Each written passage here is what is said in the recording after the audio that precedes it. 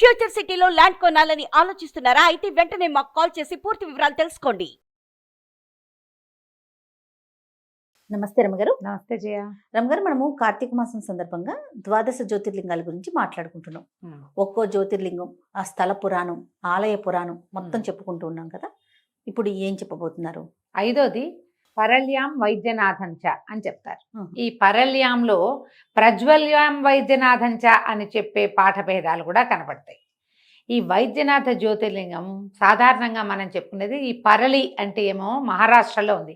Parli bead జిల్లాలో క్లియర్గా మనకు మహారాష్ట్రలో ఉంది కనపడుతుంది. ఈ ప్రజ్వల్యాం వైద్యనాథుడు అనేది చితాభూమౌ వైద్యనాథంచ అనే పాఠభేదం కూడా కనపడుతుంది. ఈ వైద్యనాథుడు జార్ఖండ్లో ఉన్నాడని కొంతమంది వాదన. జార్ఖండ్ అయినా వెళ్ళొచ్చు, పర్లి అయినా వెళ్ళొచ్చు. చిన్నప్పటి నుంచి చూసిన స్తోత్రంలో మాత్రం పర్లి వైద్యనాథుడే మనకు తెలుసు. మహారాష్ట్రలో 3-4 జ్యోతిర్లింగాలు ఉన్నాయి. వాట్లల్లో ఈ పర్లి వైద్యనాథుడు ప్రత్యేకమైన వాడు. మేము లాస్ట్ ఇయర్ వెళ్ళాం కదా, అప్పుడు చాలా దేవాలయాలు చూసాం మహారాష్ట్రలో. పాండురంగడిని కూడా చూసి వచ్చాం. ఆ లైన్లో నేను పర్లి వైద్యనాథుడిని కూడా చూసాను. ఈ వైద్యనాథుడి కథ కొంత చిత్రంగా ఆశ్చర్యకరంగా కనపడుతుంది. రావణాసురుడి కథ కనెక్ట్ అయి ఉంటుందన్నమాట. ఎలా మనం గోకర్ణ క్షేత్రానికి ఆత్మలింగం కథ ఎట్లా చెప్పుకుంటాం, ఈ పర్లికి కూడా అలాంటి గాథే చెప్పబడుతుంది. పూర్వం ఈ శివభక్తుడైనటువంటి రావణాసురుడు అనేక విధాలుగా పరమేశ్వరుణ్ణి ప్రార్థించాట. చాలా ప్రార్థన.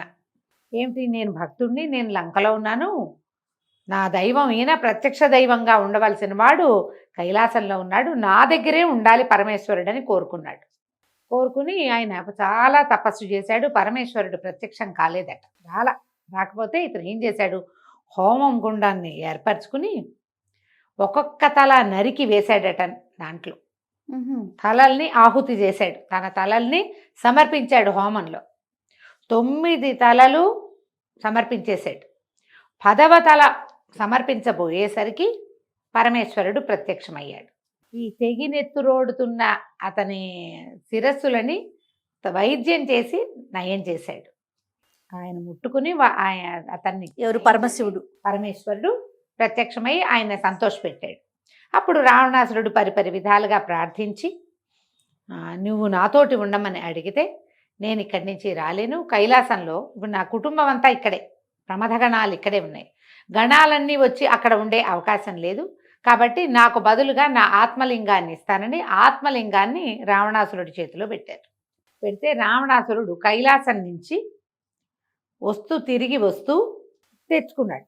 పరమేశ్వరుడు ఏం చెప్పాడంటే, భూమి మీద ఆనిందా ఇంకా కదలదు, కాబట్టి లంకకి చేరే వరకు భూమి మీద పెట్టద్దని చెప్పాడట. ఈయన పట్టుకొచ్చుకుంటున్నాడు. వస్తుంటే ఈ పరళి ప్రాంతానికి వచ్చాక, అయితే ఇది చితాభూమౌ అని చెప్పబడింది చూడు. చితాభూమి అంటే అది శ్మశానం. మరి పరళిలోది శ్మశానం అని అయితే ఏం చెప్పినట్టుగా అనిపించదు.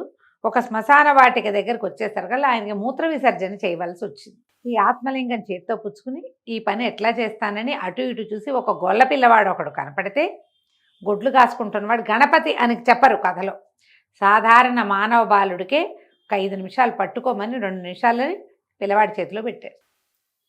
పెట్టి ఈయన మూత్ర విసర్జనకి వెళ్ళాడు. అక్కడే కొంచెం అవతలకి వెళ్ళాడు. ఈ పిల్లాడు పట్టుకుంటే ముందు ఇంతే ఉంది ఆత్మలింగం, తర్వాత బరువు ఎక్కిపోయి సైజు పెరిగిపోయిందట. పిల్లాడు మొయ్యలేక కింద పెట్టేశాడు. బయటికి వచ్చిన యువతలకు వచ్చిన రావణాసురుడు చూస్తే భూమిలో ఉంది ఈ శివలింగం, ఆత్మలింగం. ఆయన ఎంత ప్రయత్నం చేసినా కదల్లా. 10 తలలకి 10 రోళ్ళు 20 చేతులు ఉండుండొచ్చు కదా ఆయనకి. అంతేగా, 20 చేతులతోటి పెకలించినా సరే పాతాళానికి వెళ్ళిపోయింది, కానీ దాని మూలం, ఆ ఆత్మలింగానికి మూలం బయటికి మాత్రం రాలేదు. పరమ దుఃఖంతో రావణాసురుడు వెళ్ళిపోయాడు. పరమేశ్వరుడి యొక్క ఆత్మలింగమే ఈ వైద్యనాథంలో వైద్యనాథుడుగా ఉన్నదని, అయితే బ్రహ్మాది దేవతలందరూ వచ్చి ఆయన్ని సేవించుకుని, ఆత్మలింగం కదా పరమేశ్వరుడి సేవించి, నువ్వు ఇట్లా చితాభూమి అంటే ఈ శ్మశాన వాటికేందు వెలిసి ఉన్నావు, మానవులకి వాళ్ళకి వైద్యుడిగా పరిణమించి నువ్వు ఆ మానవుల్ని కాచవలసింది, నీ దగ్గరకు వచ్చిన వాళ్ళకి వైద్యుడిగా పరిణమించి నువ్వు చూసుకోవాల్సిందని ప్రార్థించారు. ఈయన ఇంతకుముందు ఏం చేశాడు, రావణాసురుడి మెడలు నరికినప్పుడు మెడకి వైద్యం చేశాడు కదా, అట్లా ఈయన వైద్యనాథుడు అయ్యాడని చెప్తారు. జార్ఖండ్లో బాబా వైద్యనాథుడు అని ఉంటుంది. ఇక్కడ పర్లి వైద్యనాథుడే కనిపిస్తాడు మనకి. విశాలమైన దేవాలయం అది. ఎంత పెద్దగా ఉంటుందో, చక్కగా ఎత్తుగా ఉంటుంది. ఎక్కువ కొండని చెప్పలేం మనం, కొంచెం ఒక 10 అడుగులు ఎత్తు మీద ఉందనిపిస్తుంది దేవాలయం. మెట్లెక్కి పైకి వెళ్ళాలి. చాలా విశాలంగా ఉంటుంది. పెద్ద శివలింగం. లోపలికి వెళ్ళి ప్రతి వాళ్ళు స్వయంగా అభిషేకం చేసుకునే అవకాశం ఉంది అక్కడ పర్లీలో. అయితే మేము వెళ్ళినప్పుడు, నేను వెళ్ళాను కదా, అందుకని ఈ విషయం క్లియర్గా తెలుసు అనమాట. వాళ్ళు ఎవరో మాట్లాడారు, ఆయన ఎవరు చెప్పారు, ఇది కాదండి ఒరిజినల్, జార్ఖండ్లో ఉన్నదే అని ఆయన చెప్పాడు. అయిందా?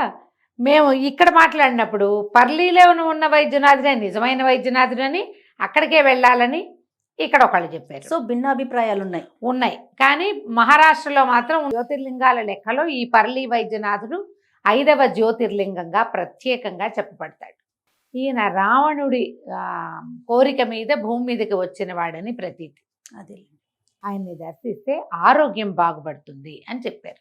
అయితే మేము వెళ్ళినప్పుడు మామూలుగా నేను శివలింగ అభిషేకం కబుక్కొని మనం అభిషేకాలు అవి అంటుకోకుండా ఉంటాం కదా, ఆయన ఒప్పుకోలే. ఆ లోపల ఉన్న అర్చక స్వామి పండా ఉన్నారు లోపల, ఆయన మంత్రం చెప్తుంటే మా వారు ఈయన తను రుద్రం చెప్పుకుంటారు, వాళ్ళకి అలవాటుగా రోజు రుద్రం చెప్తుంటే ఆయనకు తెలిసింది, మాకు తెలిసిన వాళ్ళం మేము అని ఆయనకు అర్థమైంది. ఆయన పిల్ల బాబు ఈయన చేస్తుంటే నా చేతికి చెంబి దండం పెట్టాను, నేను చెయ్యను అని. ఆయన ఒప్పుకోలే. కాదు బాబు ఇవ్వు, మీ అమ్మగారి చేతికి ఇవ్వు చెంబు అని ఆ నీళ్ళని పోయించాడు ఆయన నా చేత. అమ్మ పంచాక్షరి చెప్పుకోండి 11 సార్లు చెప్పండి అని చెప్పి, నేను నోట్లో చెప్పుకుంటే కాదు పైకి చెప్పండి అని చెప్పి పోయించారు నీళ్ళు. అక్కడ నేను చూసా చాలామంది, ఎక్కువ మంది జనం లేరు మేము వెళ్ళినప్పుడు, కానీ వచ్చిన వాళ్ళందరూ ఆ స్త్రీలు ఆడవాళ్ళందరి చేత కూడా నీళ్ళు పోయిస్తారు అక్కడ. మనం ఈ నార్త్ ఇండియాలో చూస్తాం జయ, దేవాలయాలకి చిన్న చెంబులు పట్టుకెళ్ళి ఇంటి నుంచి జలం పట్టుకెళ్ళి పోసి వస్తారు, నమస్కారం చేసుకుంటారు. ఎక్కడ శివలింగం ఉన్నా వాళ్ళు నీళ్లు పెట్టి అభిషేకమే ఆయనకి ఇష్టం. అది నువ్వు పోసావా నేను పోసావా ఏ లెక్క లేదు. మనకి ఏంటంటే ప్రతిష్ఠ చేయబడిన దేవాలయాల్లో స్త్రీలు ముట్టుకోకూడదు అనేది ఒక నియమం ఉంది. అందులో లోపలికి వెళ్ళకూడదు. మనకి కొన్ని శివాలయాలు, కొన్ని ఆలయాల్లో, ఎక్కడ మనకి శ్రీశైలంలో స్పర్శ ఉంది, అక్కడ ఆజ్ఞ ఇవ్వబడింది ఇక్కడ మీరు ముట్టుకోండి అని. ఓకే. అప్పుడు అందరూ తల కూడా అని అనిపించారు. ఈ పర్లీలో చాలా విశాలమైన పెద్ద దేవాలయము. ఇంకా విష్ణుమూర్తికి కూడా ఒక సన్నిధి ఉంది, అమ్మవారు ఒక సన్నిధిలో కనపడతారు, కాలభైరవుడు ఉన్నాడు లోపల. కొద్దిగా హిందీ విధానాల్లో కనిపిస్తుంది, మరాఠీ ఇది కాబట్టి ప్రాంతీయ ఆచారాలు వేరే ఉంటాయి. కానీ ఈ పర్లి మనకి లిస్ట్లో ఉంది కదా 12 జ్యోతిర్లింగాల్లో, ఈయనని తప్పకుండా చూడాలి. అయితే మనం ఒకవేళ జార్ఖండే వెళ్తే అక్కడిది కూడా చూద్దాం. దేవఘర్ అనే ప్రాంతంలో ఉన్నది, అక్కడ కూడా బాబా వైద్యనాథ్ మందిరం అని చెప్తారు. అవకాశం ఉంటే అది కూడా చూస్తే సరిపోతుంది. మనకి 64 జ్యోతిర్లింగాలు ఉన్నాయని 12 ప్రముఖమైనవన్నీ మనం చెప్పుకుంటున్నాం. ఆ లైన్ వల్ల అది కూడా నిజమే అయి ఉండొచ్చు, తెలియండి. అవకాశం ఉంటే అది కూడా చూద్దాం. ఈ పర్లి వైద్యనాథుడు ఏంటంటే దీర్ఘకాల వ్యాధులు, ఎక్కడా లొంగని జబ్బులు, స్కిన్ ప్రాబ్లమ్స్ అంటే చర్మ వ్యాధులు ఇక్కడ నయమవుతాయి. ఆరోగ్య సమస్యలకి చాలా విశేషమైన, ఎందుకంటే ఆయన అలా సెలవిచ్చి ఉన్నాడు కాబట్టి ఇది ఇట్లా కుదురుతుందన్నమాట. అవకాశం ఉంటే మహారాష్ట్ర ట్రిప్ ఏదైనా చిన్నది పెట్టుకుంటే హైదరాబాద్ నుంచి చాలా సింపుల్గా వెళ్ళిపోవచ్చు. తప్పకుండా, పెద్ద దూరం ఏం కాదు. అవును, చక్కగా దర్శనం చేసుకోవచ్చు. బాగుంది దేవాలయం. సంతోషం గారు. నమస్తే. నమస్తే జయ.